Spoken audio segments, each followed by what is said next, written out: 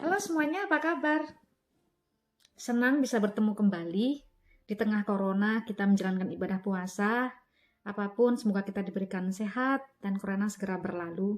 Setiap hari aku mengikuti berita tentang corona di Indonesia dan sangat dinamis ya. Berbagai macam peristiwa terjadi, mulai dari mudik, kemudian masih banyaknya orang yang berkumpul-kumpul dengan tidak mengindahkan protokol keamanan keselamatan baik untuk mereka maupun masyarakat di sekitarnya, pasien yang lari dari rumah sakit, kemudian orang yang sakit tapi masih keliaran. Ya banyak sekali deh berita tentang corona yang setiap hari aku ikuti. Hmm, Tidak semua yang negatif, ada juga yang positif seperti bantuan-bantuan. Banyak juga orang yang solidaritasnya tinggi dengan menyediakan dapur umum, memberikan bantuan-bantuan. Ya, meskipun masih banyak yang menjadi keprihatinan di negara kita karena contohnya salah satu ini adalah tentang kepatuhan orang terhadap aturan dan himbauan pemerintah termasuk respek ya. Rasa hormat terhadap petugas di lapangan ini sungguh kalau menurut aku sih masih menjadi keprihatinan bersama. Ya. Nah, teman-teman, pada kesempatan ini aku ingin bercerita ya berbagi bagaimana corona di Jerman. Eh, Memang Jerman ini yang terinfeksi banyak ya, sangat banyak. Tetapi yang meninggal prosentasenya boleh dikatakan sedikit ya. Dan meskipun banyak yang terinfeksi, tetapi tidak menimbulkan stres di sini. Adem ayem saja, mungkin karena aku tinggal di desa, kemudian kota kecil gitu ya. Tapi yang ku tahu setiap hari pemberitaan di televisi itu tidak ada hal-hal yang uh, begitu besar terjadi seperti di Indonesia ya.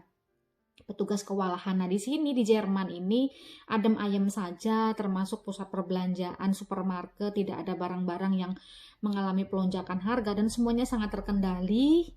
Meskipun banyak orang yang terinfeksi, tapi mereka juga sadar diri.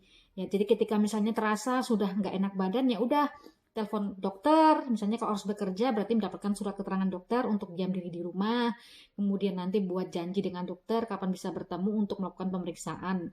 Sementara itu tinggal di rumah, mereka memiliki kesadaran yang baik untuk tidak berbaur dengan yang lainnya ketika merasa dirinya ada yang tidak beres. Apalagi mungkin setelah bepergian di sini memang orang-orang yang aku lihat ya mungkin karena Indonesia ini sifat sosialnya sangat tinggi sehingga orang tidak bisa menghindari kegiatan kumpul-kumpul ya. Makan-makan di sini sudah ada, tidak ada kegiatan orang kumpul-kumpul pesta makan nggak ada. Bahkan kemarin temanku cerita mengadakan pesta ulang tahun di rumah nih ya, itu tiba-tiba polisi datang, sepertinya ada yang telepon gitu. Nah, ini di Jerman orang sangat menghindari berkumpul-kumpul karena memang di sini sanksinya sangat besar ya. Nah, bagaimana dengan tempat-tempat umum di sini di Jerman? Di Jerman nggak ada yang namanya uh, lockdown, nggak ada, sama sekali nggak ada lockdown ya. Jadi yang ada cuma Einschränkung. Einschränkung itu berarti melakukan pembatasan-pembatasan. Ya, seperti misalnya nih, orang tidak bisa bepergian menginap di hotel karena semua hotel tutup. Ya, semua tutup. Hotel yang masih buka maka akan kena denda yang sangat besar, sanksi. Kemudian tempat-tempat berbelanja pakaian atau tempat-tempat berbelanja yang tidak sangkut pautnya dengan kebutuhan hidup sehari-hari ini kemarin-kemarin juga ditutup. Ya, toko pakaian, mall semua tutup.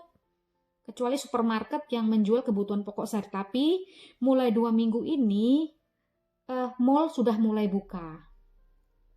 Tetapi teman-teman, sebelum aku berbicara tentang mall ya, kemarin aku sudah pergi ke sana minggu yang lalu. Aku bicara dulu tentang bagaimana orang di sini berbelanja di supermarket. Ya, kami selalu ke supermarket entah seminggu sekali, 2 kali seminggu. Ya, pengalaman kemarin kami ke supermarket beberapa kali, masing-masing kami harus membawa kereta dorong. Semua membawa kereta belanja yang sudah ada di supermarket itu. Panjangnya kurang lebih 1,5 meter. Nah, setiap orang menjaga jarak 2 meter. Kalau banyak yang mau masuk, antri satu-satu. Security akan menunggu di sana. Satu-satu masuk. Nggak bisa bersamaan saya dengan suami bawa satu, nggak boleh. Jadi satu orang bawa satu. Kemudian pada saat di kasir juga begitu. Di kemarin aku pada saat di toko bangunan itu ya, Jadi barang kita dorong di depan kasir, kasirnya kita kembali lagi ke tempat di mana kita ada batasnya, kemudian kasir akan menghitung. Setelah selesai menghitung, kita bisa memasukkan kartu sendiri ke tempat pembayaran, nanti kita masukkan PIN, maka keluar struk belanja. Selesai. Jadi kita benar-benar nggak ada kontak dengan kasir. Tapi kalau misalnya di supermarket yang menjual bahan makanan, biasanya kan di tempat itu seperti di Indonesia ya, barangnya datang ke sana, kita tinggal nunggu di sana, sehingga tetap ada jarak, nggak bisa deket-deket gitu dengan kasirnya gitu. Ya, kemudian untuk membeli barang-barang, ini juga barang-barang yang kebutuhan pokok seperti di sini itu seperti mie, bukan minyak, tepung, kemudian juga susu, ini dibatasi juga. Ada di sana tulisan dan kita semua patuh dengan aturan-aturan seperti itu ya. Dan saat ini aturan yang belakangan ini bahwa semua orang pakai masker keluar rumah. Ya, jadi ya semua dipatuhi gitu ya. Di Jerman ini ada 16 Bundesländer ya. Bundesländer itu seperti provinsi gitulah gitu. Nah, kita berada di Rheinland-Pfalz gitu. Di provinsi lain, ini seperti Bayern dan Nordrhein-Westfalen, kemarin tuh kasus corona mereka sangat serius, sangat parah. Dan mereka ini yang pertama kali mengalami corona. Dan di sini di Jerman, pemerintah pusatnya di sini memberikan keluasan kepada masing-masing Bundesland untuk mengambil kebijakan terkait dengan corona. Ya, aturan-aturan ini masing-masing daerah bisa membuat kebijakan masing-masing sesuai dengan situasi dan kondisinya, meskipun tidak banyak berbeda. Jadi diberikan kebebasan, tapi pada prinsipnya mereka hampir sama kebijakannya. Mungkin waktu pelaksanaannya yang agak berbeda, seperti itu di Jerman ya. Nah, di sini kita sudah 2 minggu ini bisa berbelanja gitu. Sebelumnya toko pakaian dan sebagainya itu meskipun toko kecil sekalipun, kalau mau berbelanja harus online, bisa melalui online gitu. Dan betapa di sini pos ini memegang peranan yang sangat penting. Sejak sebelum corona itu setiap hari pos di sini tidak seperti di Indonesia ya, pos sudah nggak laris lagi. Tapi di sini pos itu salah satu media ya, jasa yang sangat dibutuhkan di Jerman, karena kebanyakan orang juga membeli via online, sehingga kantor pos itu tidak pernah sepi dengan pengiriman barang-barang dan juga surat-surat gitu ya. Dan pos pun kalau datang itu mereka cuma meletakkan barang pos di depan pintu, kalau dia bel kemudian kita sudah kelihatan, dia langsung lempar barang itu di depan pintu kita, dia pergi. Nggak ada kontak sama sekali. Ya. Nah, kemudian bagaimana dengan mall? Ya, minggu lalu aku dengan suami ke Triar. Aku penasaran seperti apa sih gitu. Nah, ternyata teman-teman sudah pada buka, tapi tempat parkir dibatasi. Biasanya berapa lantai, tapi kemarin aku ke sana cuma 2 lantai yang buka parkirnya. Kemudian ketika kita masuk, memang di TV itu udah disebutkan bahwa maksimal mall itu besarnya hanya 800 meter persegi. Kalau mallnya beberapa lantai kemudian luas, tetap harus 800 meter persegi yang digunakan untuk showroomnya dan juga untuk pembelian orang masuk itu, sehingga mereka bisa kontrol ya tentang pergerakan orang, kemudian juga jarak-jarak orang tuh bisa mereka kontrol gitu. Di depan ada security, pintu masuknya hanya 1, masuk dan keluar tapi dibatasi sama di situ. Jadi kelihatan, dan security akan menghitung berapa orang yang sudah masuk dengan menggunakan handphone mereka, sehingga tidak akan terjadi di dalam tumpukan manusia gitu. Karena memang aturannya kan 2 meter jarak itu, sehingga 800 meter persegi itu berapa orang maksimal itu udah dihitung dengan mereka gitu. Kalau tokonya lebih kecil, maka mereka nanti akan membatasi, contohnya boleh masuk cuma 2 orang, 3 orang, atau 5 orang. Aku masuk ke toko berikutnya, ternyata maksimal 5 orang. Nah, saat itu di dalam sudah 3, kami masuk berdua, di depan pintu kemudian langsung dipasang tulisan, tidak bisa masuk sampai yang di dalam ada yang keluar. Itu semua dipatuhi ya teman-teman ya di sini.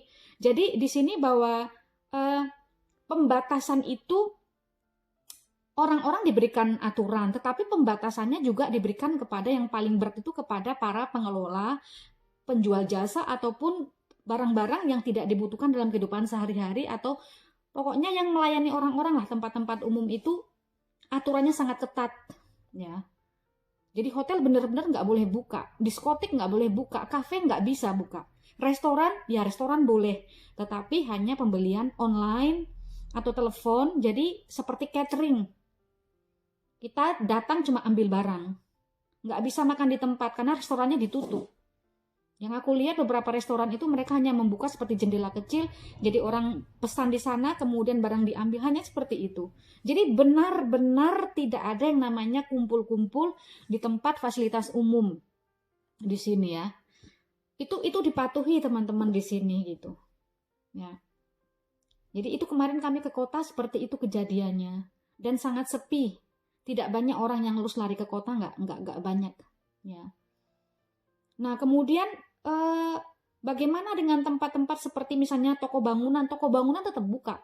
Karena pada masa seperti ini toko bangunan itu justru ramai dikunjungi orang. Tapi sekali lagi tetap 2 meter jarak. Kalau masuk banyak gitu saat itu kami ke toko bangunan itu panjang banget antriannya, tetap 2 meter, 2 meter, 2 meter jaraknya gitu. Ya. Orang banyak ke toko bangunan, laki-laki, perempuan, tua, muda. Di sini itu orang tua, perempuan pun ke toko bangunan sendirian, beli bunga, beli alat-alat apapun lah. Karena memang di sini itu orang melakukan apapun kebanyakan sendiri tanpa menggunakan jasa. Karena tenaga manusia di sini sangat profesional sehingga sangat mahal sekali pembayarannya. Dan orang oleh karena itu terbiasa dengan melakukan hal-hal yang ada di rumah itu sendiri, kecuali seperti listrik yang berbahaya itu memang tidak bisa dilakukan sendiri gitu. Ya, ini di toko bangunan seperti itu teman-teman. Jadi orang kalau saat ini itu ya berkebun, cat rumah, mempercantik rumah dengan bunga-bunga, sehingga saat ini bunga-bunga tuh banyak yang cantik-cantik di depan rumah orang itu. Dan memang aku lihat orang-orang itu suka keindahan ya, seperti itu. Nah, kebetulan pada era corona sekarang ini banyak juga tuh orang-orang yang di PHK gitu. Atau mereka hanya kurzarbeit, jadi mereka hanya kerja, waktu kerjanya pendek banget. Seperti suamiku misalnya, ini 3 minggu dia di rumah karena dia bekerja di industri otomotif sehingga tidak terkait dengan pangan. Jadi di rumah. Nah, sekarang suamiku sibuk dengan itu di belakang, mencoba membuat ya tempat kita bisa bersantai di belakang gitu. Kebanyakan seperti saat ini orang-orang seperti itu, bersih-bersih kebun, rumah dan sebagainya gitu. Menyibukkan diri lah gitu. Dan pada saat mereka ada waktu keluar rumah, mereka kebanyakan ini ke hutan, jalan-jalan di sekitar desa gitu. Karena banyak tempat-tempat untuk apa istilahnya ya. Kalau orang Jerman mengatakan Erholung. Jadi untuk seperti untuk refreshing kembali lah, seperti itu ya. Berdamai dengan alam, yang kebetulan di sini di mana-mana itu hijau, sungai, danau, hutan. Ya, banyak orang justru ke tempat-tempat seperti itu dan itu pun mereka tetap jaga jarak ya. Taman kota tetap dibuka, tetapi mungkin tempat duduk-duduk itu biasanya yang buat orang kumpul-kumpul itu biasanya ditutup. Tapi orang kebanyakan tetap pergi ke tempat-tempat seperti itu dan saling menjaga jarak. Karena kalau tidak polisi pasti sudah berkeliling ya. Polisi di sini tuh nggak dinyana-nyana udah tiba-tiba kelihatan polisi. Di desa pun juga begitu. Jadi polisi putar-putar. Tapi yang aku lihat memang di sini orang itu mempunyai rasa kepatuhan dan respek yang tinggi terhadap aparat. Karena nggak main-main ya. Karena kalau udah macam-macam dengan polisi bisa-bisa dibui nanti di sini. Jadi itu yang aku lihat kalau di Jerman ya. Jadi tidak terlalu menyeramkan. Semua netral-netral, normal-normal saja. Orang menjalankan sesuai dengan petunjuk. Orang mengikuti aturan sesuai yang diperintahkan. Kalau sakit ya di rumah ya. Tidak membaur dengan yang lain. Mungkin juga karena di sini orang juga tidak terlalu bersosialisasi seperti di Indonesia sehingga susah untuk stop orang berpesta-pesta, berkumpul dan sebagainya. Di sini memang tidak ada saat ini, benar-benar nol kegiatan semacam itu ya. Dan saat ini restoran sudah mulai buka ya teman-teman. Aku belum ke restoran. Mungkin kita akan juga lihat, tapi tetap aku yakin kalaupun restoran buka itu ada aturannya dengan jarak dan sebagainya. Dan saat ini sudah mulai ada kelonggaran-kelonggaran di Jerman ya. Dan masing-masing daerah seperti aku bilang tadi, masing-masing memiliki kebijakan mungkin yang mungkin sedikit berbeda dan sesuai dengan kebutuhan masing-masing gitu. Nah, untuk anak sekolah bagaimana? Aku kemarin itu membaca ya, jadi di sini itu ada seperti tabloid gitulah ya. Di tingkat kecamatan kalau seperti di Indonesia itu ada. Di sana ada mulai dari bidang pendidikan, sosial, macam-macam di sana ada. Yang aku lihat di sana itu seperti palang merah di tingkat kecamatan di sini ya. Kabupaten kecamatan itu di sana ada salah satu bagian yaitu berkaitan dengan sosial pendidikan. Itu mereka juga mengatur bagaimana bisa memberikan bantuan-bantuan untuk anak-anak SD ya. Anak-anak kecil itu yang punya masalah. Nah, mereka standby, bisa di sana nomor telepon dan sebagainya untuk pelayanan ada untuk bisa membantu sehingga orang tua tidak stres, khususnya orang tua yang memang harus bekerja fokus dengan pekerjaan mereka. Ini ada layanan semacam itu di Jerman. Dan mereka tidak berangkat sekolah anak-anak itu, yang anak-anak kecil nggak di sekolah, tidak berangkat sekolah, tapi anak-anak yang pada jenjang, pada kelas atas, pada kelas akhir ini mereka berangkat sekolah.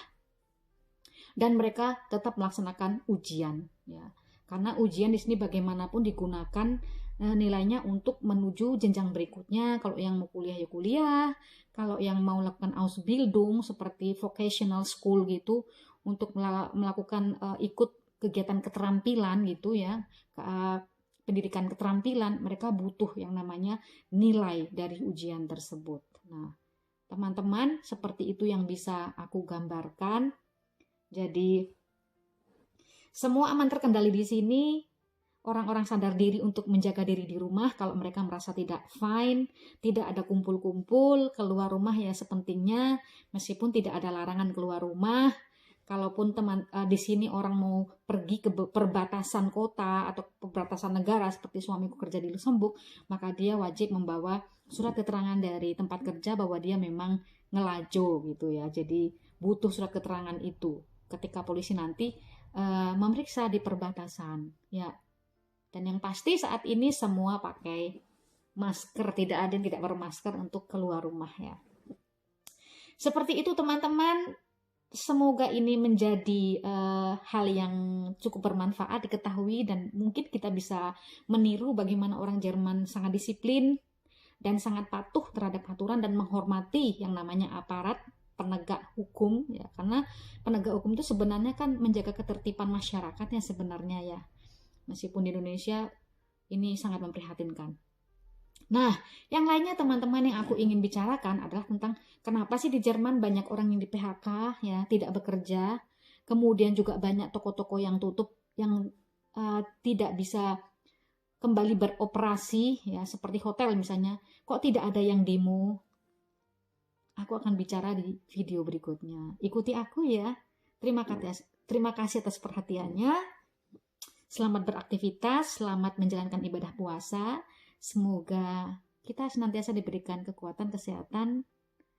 Amin. Jangan lupa like dan subscribe. Ikuti aku di video berikutnya. Dadah.